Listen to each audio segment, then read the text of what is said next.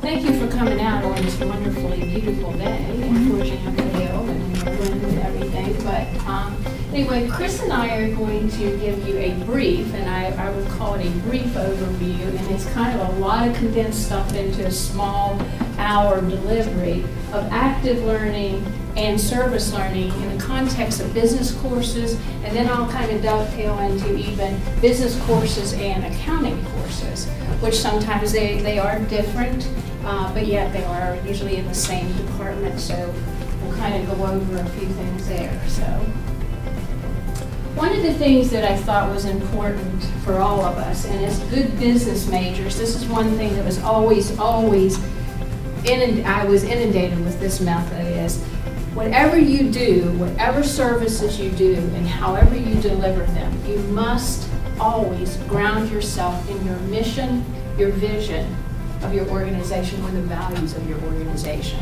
even within the context of higher education. So as we, as direct service delivery people, faculty members in the field, I think we need to ground ourselves always in our mission. And the one thing that I really, really want to emphasize here is to respond to individual and community needs with quality programs of education in the tradition of the Religious Sisters of Mercy. And I will tell you that is the biggest reason I'm here. It's not because of my degree, it's not because of anything else, it's because of this mission. And I truly, truly believe in this, because this is definitely what we're all about.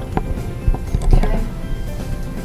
The other thing, and this is a brand new piece, and this is something that as we talk about active learning, we talk about service learning, one of the things for me, I have to get my framework. So in the context of what we do within the department, one of the things that we sit down and we've sketched out here is basically we talk about how we deliver our content. So we all start with this. We all do it. We all lecture. We deliver the theory of what we're doing. We all place that out there in our lectures and in what we do. That's part of it. But then in the department, we also do this. We move to the practice of the theory, and the practice meaning our exams, our presentations. You know, we have students do presentations. We test them. That's part of it too. That's the practice piece. The third part down here, this is in the department, this is what we believe we do, is we put it into action. So we take it from here and we put it here. And in that action, we either do one of two things. Research, and somebody said to me the other day, what do you mean by research? And of course, you know, I said, well, it can mean many things. And in context, some people immediately think of research meaning, you know, quantitative research, you know, research like methodologies, you know, that's immediate, it is. But I think in the context, it can be a little lower level at times. Doesn't necessarily have to mean that you have to come up with a mixed method delivery in a research project, but you teach the students at a lower level in like the business and accounting world. We kind of give them what we call directed research. Undergraduate research is part of that. So that's where we kind of put this into action. Projects, that can vary within the context of your classroom. You can have a small project. You can have something that maybe you have a service learning project that's embedded in your coursework. So all that kind of rolls into this. Last, and this goes back to our mission of the institution. The last one is service. How do we take all of this that we do and place it into service? One of them is, of course, internships. We do that. The last one I want to put on there is business development. And that one is one that you can throw out. And in the context of a university model, that could mean, of course, R&D research. That could mean IT startup. That could mean product development and all those things. But I think in the context of the Mercy Institution here, it can mean a multitude of things. It can mean not-for-profit. It can mean service in the VITA program, is how do we develop students? How do we we talk about students giving back to the community. How do we get them involved in maybe even local government, maybe projects with local government, local boroughs, things like that? And those are just like some of the examples. Does this make any sense? What you're doing is taking the theory into practice, into action, and then finally, when your students go out into the field, basically they're putting it into service. Business meaning service to others, okay?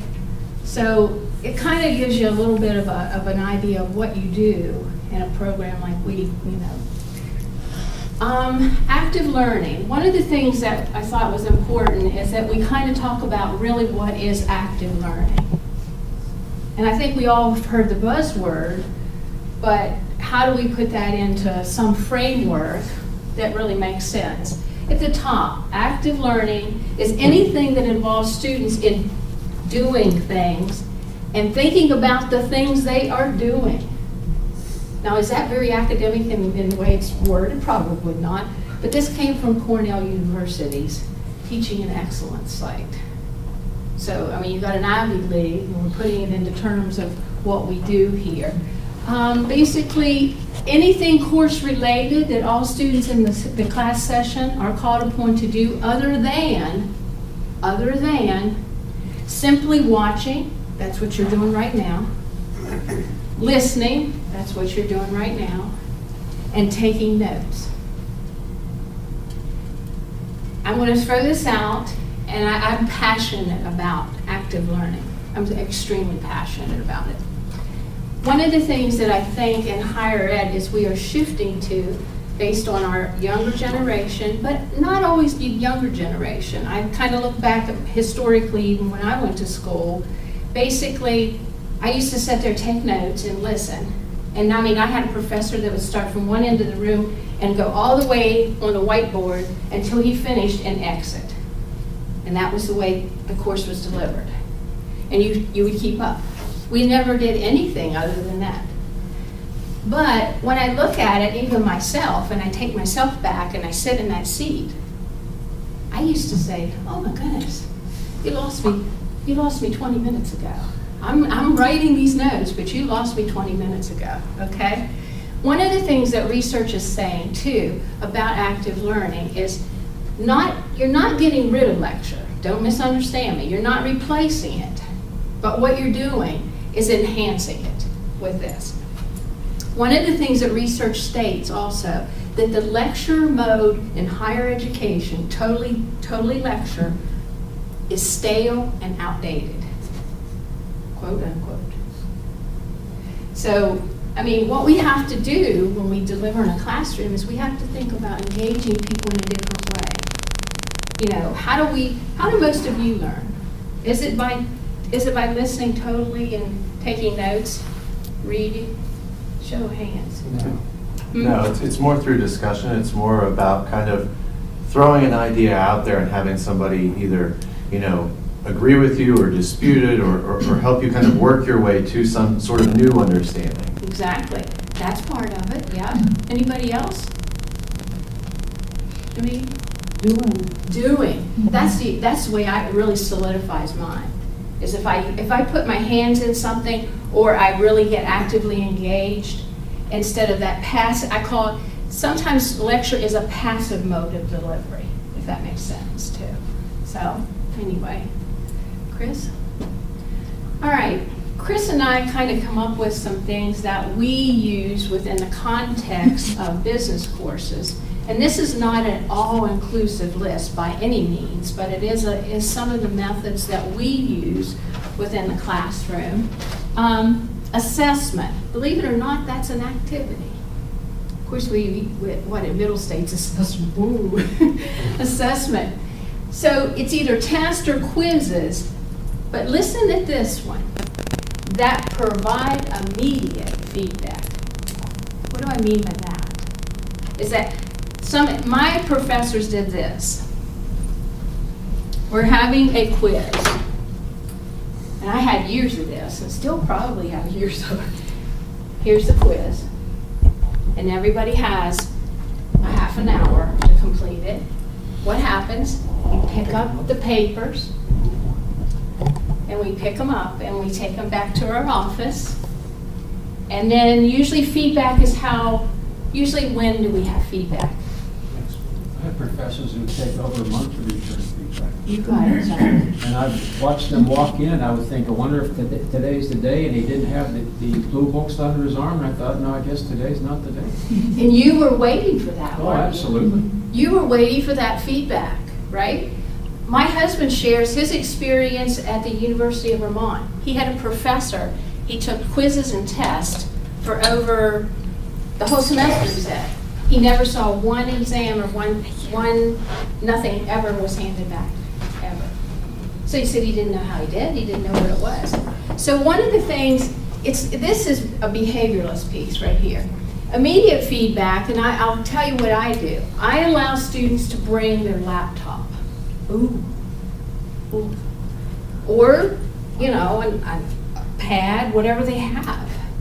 And what I do sometimes to engage them in an active way, especially if we've covered maybe a couple chapters, then what I ask them to do is basically log in to Blackboard, log in, take the quiz. I set the trigger till it gives them feedback immediately. You will watch their faces. When they're finished, they'll look up and go, oh man, Professor Sonovich, I didn't do really, really well in this quiz at all. Immediate feedback. Technology, of course it's technology, and I don't, it's a mixed method of the way you can deliver, but it's immediate feedback, and you watch their faces. When I give exams, what I normally do is the first person hands it in. I mean, I've been through a lot of this for so long that I start correcting. And then I tell the class before, just don't get lost so that we can call you back in. So I take 20 minutes or half an hour, whatever it is. And then we go right over the exams. They got them that night. They have the results that night. Good for you. Yeah. Good for you. That helps because it gives somebody immediate feedback, Chris, you want to talk about case studies? I know you use case studies within. Oh, okay. Well, there are a couple things on here that, when we talk about active engagement and that sort of thing, so much of it is presumed to be like experiential learning. Well, sometimes students aren't quite ready to get out there and experience the things, so they need a little more academic background. And things like case studies, readings, and games and simulations are things that I've been gravitating towards even more than case studies. And the reason I've been gravitating towards the simulations is trying to find good ones that are holistic in nature, that bring students to a point where they have to consider all the aspects of the various disciplines that we call business, marketing, management, finance, all that stuff together. But what's nice about it, and why I like simulations even more than case studies, is that with case studies, the cognitive process of analysis is a good thing. To look at the case and try to make sense out of all this chaos and come up with some good solutions. Well, the problem is, it's always easier to tell somebody else how to live their lives, right? It's always easy to come up with a hypothetical solution that in your mind is really going to work, and it might, but that's kind of where you leave it with a case study, right? With a good simulation, you put students into an environment that's safe because they're not at risk of losing life, limb, or property, and they have to maybe run a business in a competitive environment. And so they have to do that analysis that they would in a case study, looking at the environment, looking at the market, looking at the product, looking at the competitors, and coming up with some ideas to do things. But then they have to live through the consequences of their decisions. And that's something you can't teach out of a textbook, is that feeling of, man, what happened there? And that, you have to live with it and then come up and figure out a way to come back and do better next time. That sort of action and response that's part of reality outside the textbook is something that they have to experience. But it's a safe environment. That's why I kind of like the simulations a lot. Let's see what else we have here. Role plays, and projects, or group or individual. Do you have anything you wanted to add to this? Just right here, how many of you have ever heard of a 1-minute paper? Is that like the 30-second or 15-second elevator spiel? Well, it can be. Sort of. It can be, Joe. Yep. It's essentially like a free writing response. They're given a topic and expected to write as quickly and as articulately about that one topic as they can to show their level of understanding. To the topic you cover in the lecture. Yes, very good.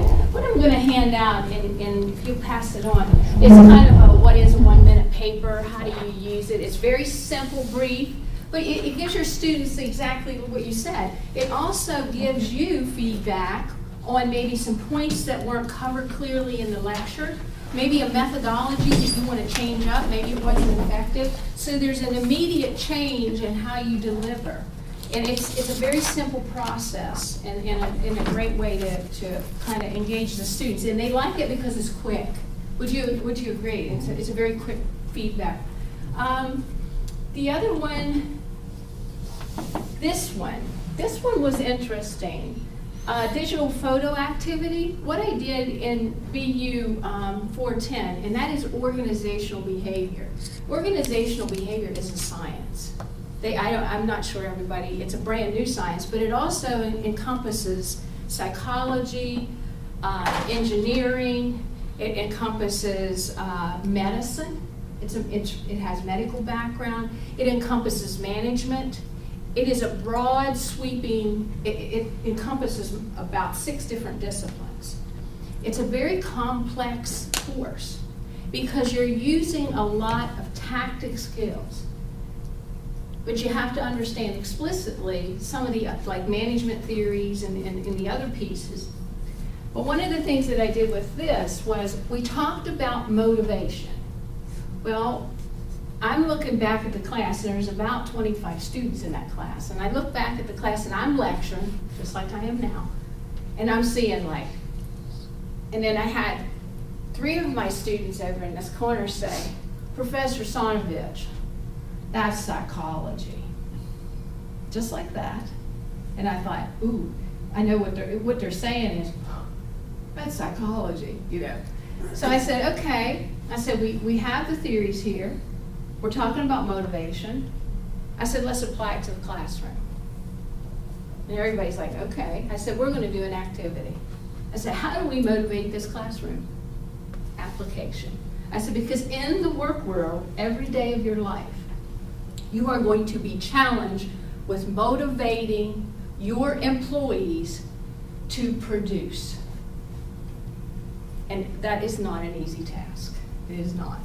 So what I asked them to do was do a team approach to taking photographs of 15 different items. What I said at the end of that, the 15 items have to be uploaded to Facebook, and then whoever's back to the classroom first gets 2 extra points at the end of the semester on their final grade. Motivator? Oh yeah.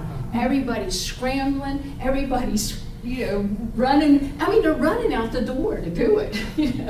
So it's a motivator. So you took the theory of motivation, you showed them how to apply it, you put rewards into place, and it all came full circle in how you would apply it in the work world. Does that make sense in any way? So, I mean, the other one, team building, we do that all the time. I asked them the other day to make 5 recommendations to me on things that I can implement in that class that would be extrinsic rewards and intrinsic rewards or motivators. Scrambled to do that too, because they're making a recommendation to me. I said it's easier to step back and say, tell me what to do, than it is for you to engage in and give me feedback on how we should do it. Everybody's puzzled because you're turning the room around. You're turning the table, so anyway. Anything else, Chris, on here? Okay. All right. Now we're going to switch gears because we really had a big, broad, sweeping topic here, but they kind of dovetail and complement one another in many ways. This is the Campus Compact's definition of service learning, which is the most accepted one, and I think everybody in this room probably has seen that before, haven't they? Has everybody seen it? So basically, meaningful community service with instruction and reflection to enrich the learning experience. In other words, one of the things about service learning that has to happen is course objectives. You know, the course objectives that you have within the context of the course. Your project must address some of the course objectives. So in other words, it can't just be a project for volunteerism and it doesn't meet any of the course objectives. It has to be embedded in the academic objectives of that course, if that makes any sense. Clear to everybody? So basically, one of the things people believe at times is if they do volunteer work, that's service learning. It's really, they're two different things. Service learning, like I said, has to be embedded in context of the course objectives. Okay. This is just a brief overview of a project that is a service learning project in organizational behavior. This is basically some of the areas that you're covering within the context of the course objectives here. And if you'll notice, the purpose of this assignment is to help you improve your sensitivity and insights into individual, group, and organizational level behaviors. Okay? That's a broad statement. That's a lot in there. So basically what you're trying to get your students to do is take some of the theories or terminology from organizational behavior and put that into work in a project. Making sense? In other words, theory becomes application, becomes reflection. So that students really start really embracing what does it mean to have sensitivity to others? What does it mean to actively listen to another individual? So,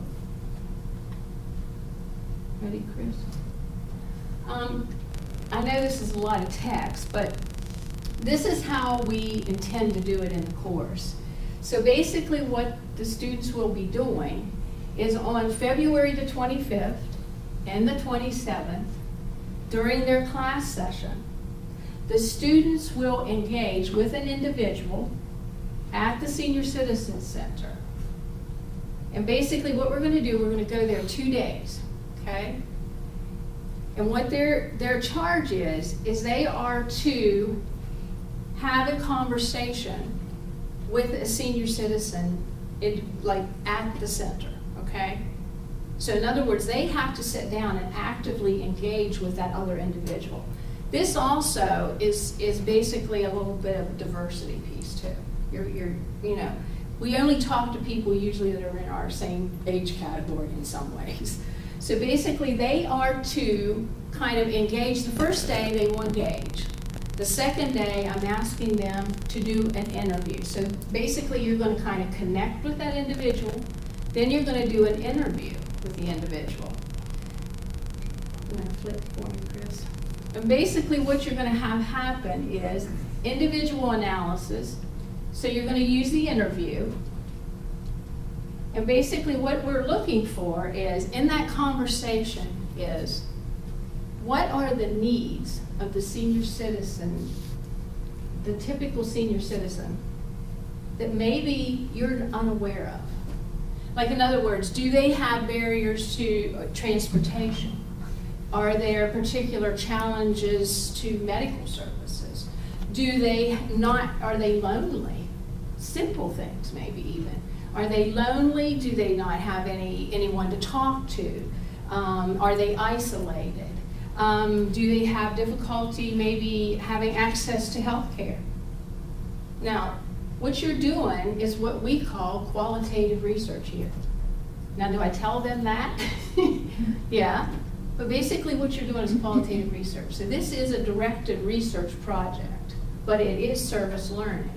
So that, you know, you're going to ask questions like open-ended questions, and then I've asked them to write down everything from the interview.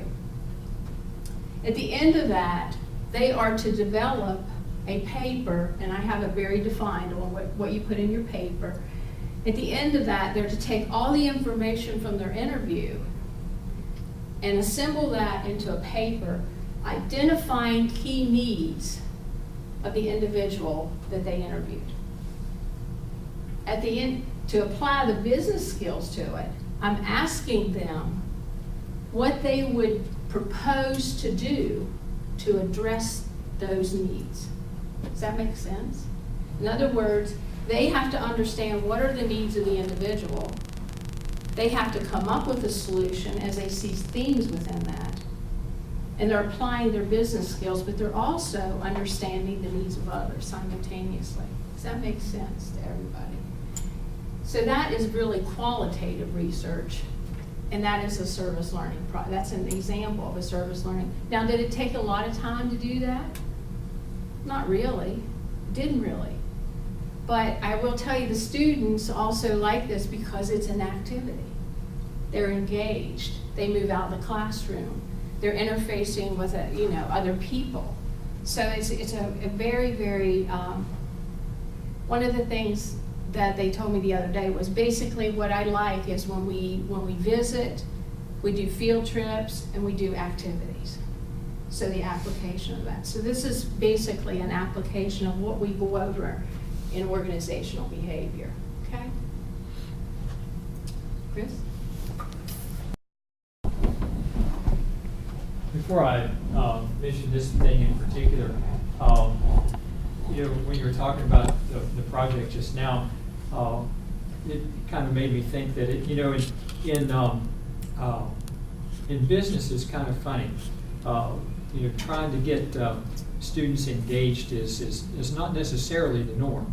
And I remember a few months ago reading a story of Harvard Business School, realizing that in their MBA program, getting students engaged was a good thing, and they're going to start doing that. I'm thinking, okay, this is an interesting thing.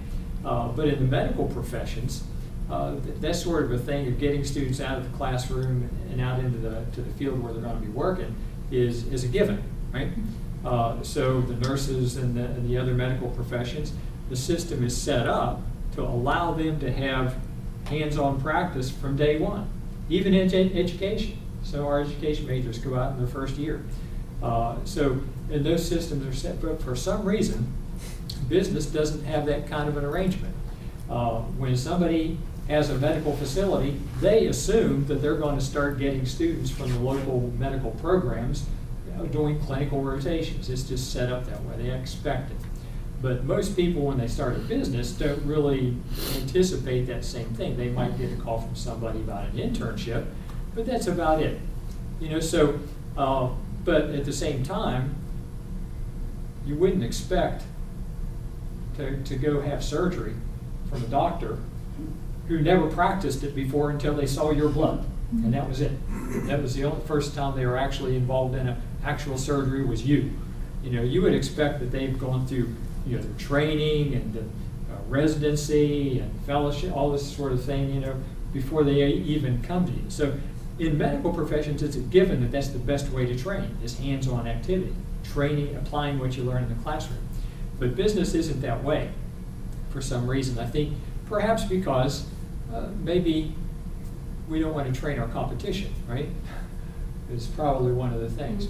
But the fact remains that to the extent that we can get students out of the classroom and doing the things that help them to have a context to place some of this theory into, is going to help them to contribute better later on. So our philosophy is the more you get them out of the classroom, the better, as long as it's tied back to some learning objective.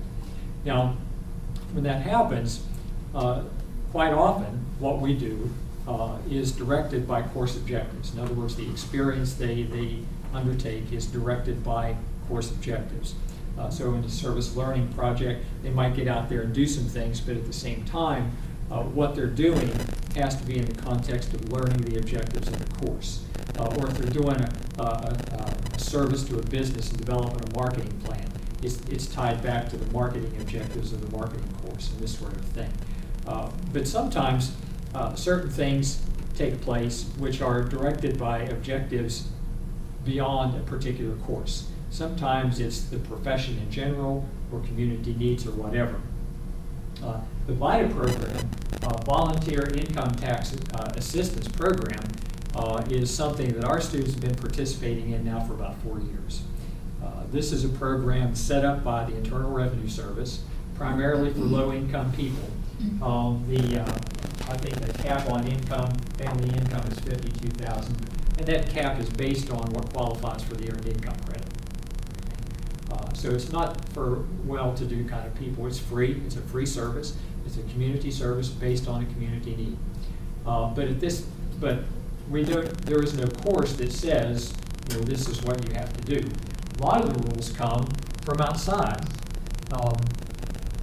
In fact, if a student wants to engage in this,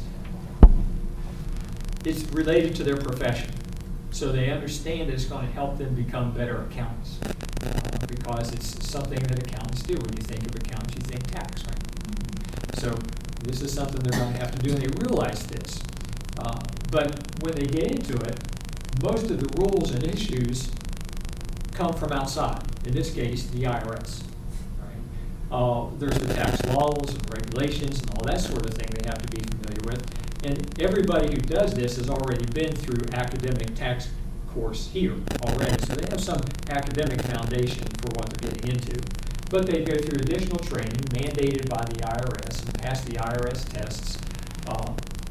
But then there's also all sorts of administrative procedures that they have to follow. Again, these are rules coming to them from the outside that they have to follow in order to do this. And that's a part of reality.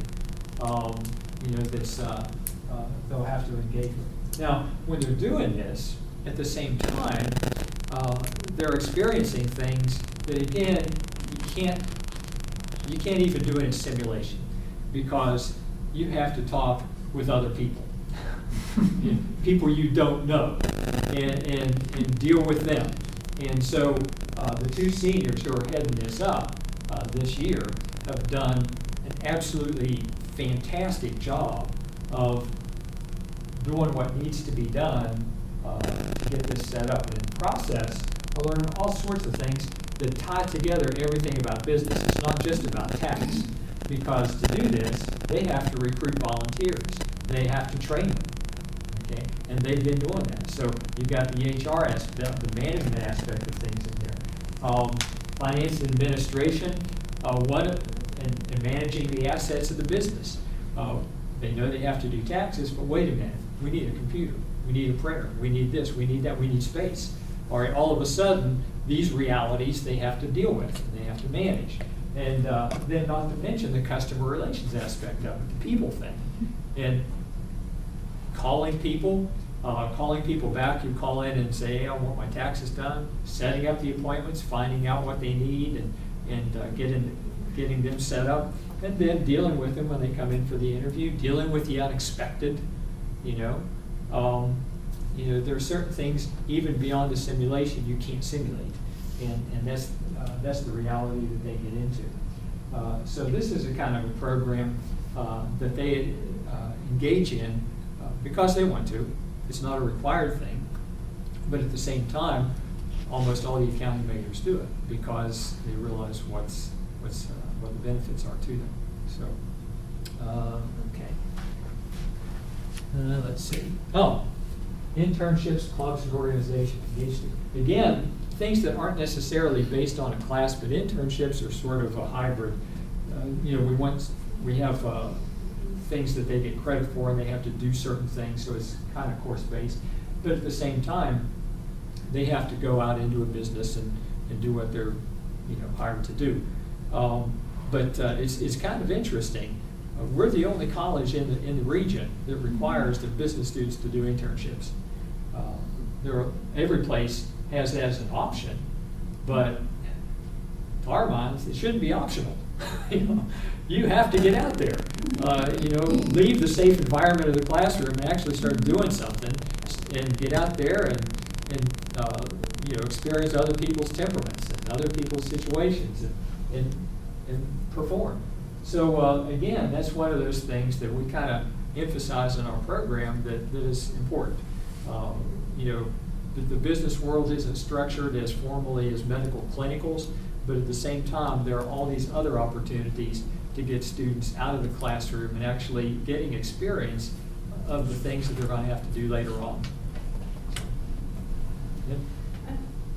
Also, kind of relating to Chris's internship piece too, and it is a requirement, and you are correct, it is, we are the only institution that does require it, and I can tell you it is quite a benefit, because I've worked for other institutions who don't require it. The other thing that I think happens along the way is, with the internships, is students then understand how competitive the market is, and what they need to do to sell them, you know, how do I sell myself? What do I need to put on my resume? How do I make myself unique? How do I find the place that I'm going to be comfortable in working? And that's a big part of it too, is I have an intern for the department. It's the first time we've ever had an intern in the department this semester. And she's been on a journey. And her journey, she was an IT major. And she discovered along the journey that she liked IT, and it was great, but she was quite a people person. And how did she take that skill set with the IT piece and put it into motion in another career? And she's been struggling for trying to find a placement. She's really struggled with a placement. So I said to Chris, I'll take her. I want to intern this semester. So what we did, we wrote a job description. I did an orientation with her. And basically what she's doing is she's taking part of her IT background and she's placing it into a marketing world. And she came into my office smiling from here to here. Professor Sonovich, I absolutely love this. I think I've discovered my passion. So we went to training for how to change our website for the Mount. We're going to update the website. And basically her task is she goes around, and maybe she's even contacted some of you already. She's going to place all our adjunct faculty, our bios on there. She's even probably asked you for a picture. And also like all the full-time faculty, we're updating the bios. She's going to do videos, and she's found her passion. But she's using her coding background to understand how to upload on the backside of that website, which I thought was a wonderful. But there's nothing that is any more satisfying when you are an educator to see the world open up for a student and they finally discover their passion. And I think internships are a big key to that too. Okay. Anything else, Chris, you want to That's add? interesting, because sometimes it works the other way as well. But that's another reason we do it, because there are basically three things that students should get from an internship. One is practice at looking for a job, because they have to do that. Let's do it now before you actually have to do it to put food on the table. Okay, and they get practice at that. And students have a lot of unrealistic expectations of what the job search is like. So the other thing is what Kim was describing, is get a taste of what you're going to get into and see if that's what you like. Sometimes it's confirmed, sometimes they find something new, like this particular student never really thought of this and discovered something. Well, other students sometimes discover they don't like what they thought they liked once they actually started doing it. You know, I had one student come back, she worked for a CPA firm during tax season. She said, I hate taxes. I'm never going to be a tax preparer. You know, well, that's good to find that out now when you're a student, right? And then the third thing is to meet people and start building a professional network, all right? And this is happening with this student as well. So, you know, if students get those three things out of that, again, that's something you can't teach out of a textbook, right? And only through experience you get those things that are just so valuable. Well, I think too, from the business end, and Chris and I both can speak to this. We both have MBAs, and in a business program, you are trained, of course, to make profit. That's what you're trained to do. Underlying issues, you're trained to make profit. You're trained to do it. That's what you're trained to do. But one of the things that you will see with your freshman students, either accounting majors or business majors, or even IT majors, is the one thing that they'll say usually early in their coursework is, I just want a job where I make lots of money. Bottom line, that's it. And I'll say, think about that. And then as you see them walk the walk, and then, pretty soon they start changing. Like Chris said, they'll go into an organization thinking that's what they want to do because they know that the paycheck is X or Y. And I'm going to go into this because I can make lots of money. But then I share my own story saying that when I was at corporate, I made lots of money and I got quarterly bonuses, but I wasn't happy. So you have to find not only your happiness within the context of making money, but you have to find yourself too along the way. Are you a fit for that culture? Are you a fit for that profession? Is that really what you want to do? And I think that's a big part of the internships that they discover along the way too. Okay. Anything else, Craig? Yeah. Well, it looks like we are we thought we'd take way too much time, we really did. But what I'd like to do is turn it back to you and see what you have for us as far as questions or, I know we covered an awful lot of material. So. Can you flip back to your framework? It was one of the early slides that you had up. Which one? The theory and then the four bubble thing? Back. That's the one. Oh, okay. You have the arrows that connect 1 to 2 to 3 to 4 back to 1. Mm-hmm. Can you talk a little bit about the arrow 4 back to 1? Back to 1? That one, yes. Ah, okay. This is a discovery from my own research, and I stumbled onto it. And my PhD partners and my mentor and my dissertation chair, when I started pushing back, I can tell you they weren't happy campers because they stayed right here. This is where they stay. So what I discovered along the way through my own research was what we have an awful lot of is we have an awful lot of theory. We have tons and tons of theory that could we could probably fill this library with theory. Research theory, okay? Research theory all the time, research theory. But what I discovered along the way is this was never put into practice.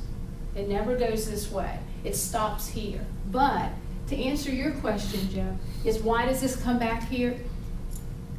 It's probably not clear here. But basically what it is, when you have a business model, you're constantly doing this all the way around. So in other words, you might practice this for a while, but you might go back to this to discover something else that you need to do with this as well. Am I making any sense? Yeah, absolutely. Because from my world of project management, program management, you always had that closeout lessons learned. And that's how I would see that for one arrow, lessons learned. I was just wondering, curious as to how here in this environment you go 4 back to 1. Well, you could, basically what you learn from this, you might want to put into practice here. Because I call it we always learn from what we do. And that's one thing too, and I can't emphasize enough, and I'm a big, huge supporter of what I call positive learning environments. And in HR, what we have is models of sometimes what we call punitive measures in some ways. We don't create these positive learning environments too. But what we do here is we learn from what we didn't do well.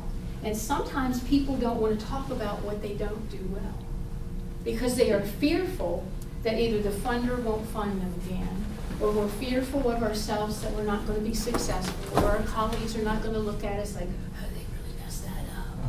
But the best learning takes place from the times that we fail, or the things that we don't do as well. So we constantly, in some ways, you could word this a very different, Joe, but technically we're always doing this in business, but we're always doing this in life too.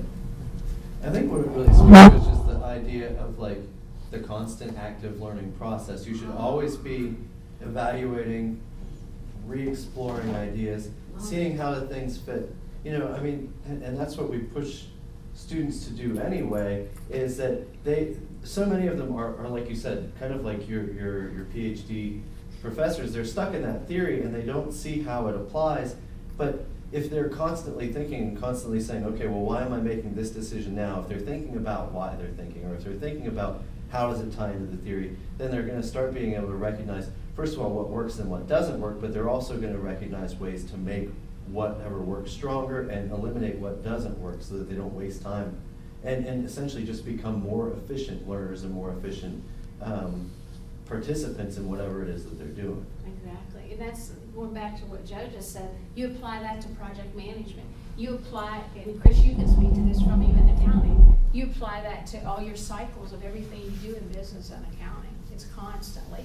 Project management, you learn from what your lag time, you learn from your failures, you learn when you finish too soon or you didn't finish soon enough, you know. Yeah, but the idea was that you and everybody that you share this information with, you don't go back and repeat failures. Exactly. All right, you learn from them, but that's not what it's.